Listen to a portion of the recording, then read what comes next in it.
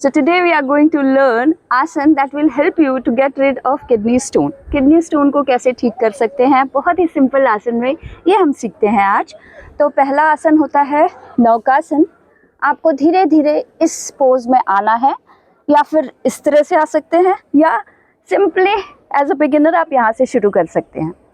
जब आप इसको करना, होल्ड करना ठीक से सीख जाते हैं तो आप आते हैं लेटकर इस तरह से पवन मुक्तासन, एक पद पवन मुक्तासन में। तो ये भी आपके किडनी स्टोन के लिए इफ़ेक्टिव है। आप 1 by 1 इसको कीजिए और फिर 30 सेकेंड्स के लिए ऐसे होल्ड कर लीजिए पवन मुक्तासन में। अगर आपके कंधों में दर्द है तो आपको अपने सर नहीं झुकाने चाहिए। फिर किडनी स्टोन के लिए एक बहुत ही इफ़ेक्टिव जो आसन है वो है वक्रासन। जस्ट रिमेंबर कि अगर आपने इस तरफ से पैर फोल्ड किया है तो आपको इस तरफ ही बैक ट्विस्ट करना है और ये वाले हाथ से इस तरह से घुटने को पकड़ना है। तो ये है वक्रासन। इससे आपकी कमर दर्द में भी आराम मिलता है। सो जब आप ये दो आसन जो पहले के हैं उसको मास्टर कर लें, when you are able to do both the asanas effectively, then you include the third one, which is Dhanurasan. For Dhanurasan you may need support of someone to catch your ankles. धनुरासन करने के लिए अगर आपको मुश्किल होता है तो आप किसी की सहायता ले सकते हैं आपके एंकल को पकड़ने में।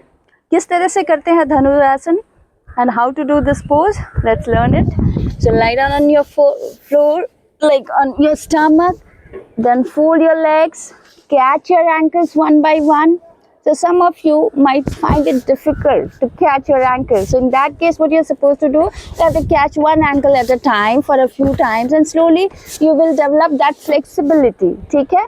तो आपको धीरे धीरे इतना लचीलापन आ जाएगा कि आप उसको होल्ड कर पाएँ. If you cannot do it, then you take the support of someone. Okay. सो कैसे करते हैं धनुरासन या बॉ पोज? आपको पैरों को फोल्ड करना है, एंकल्स ऐसे पकड़ने हैं और धीरे धीरे thighs off the mat, chest off the mat, look up to the ceiling and hold.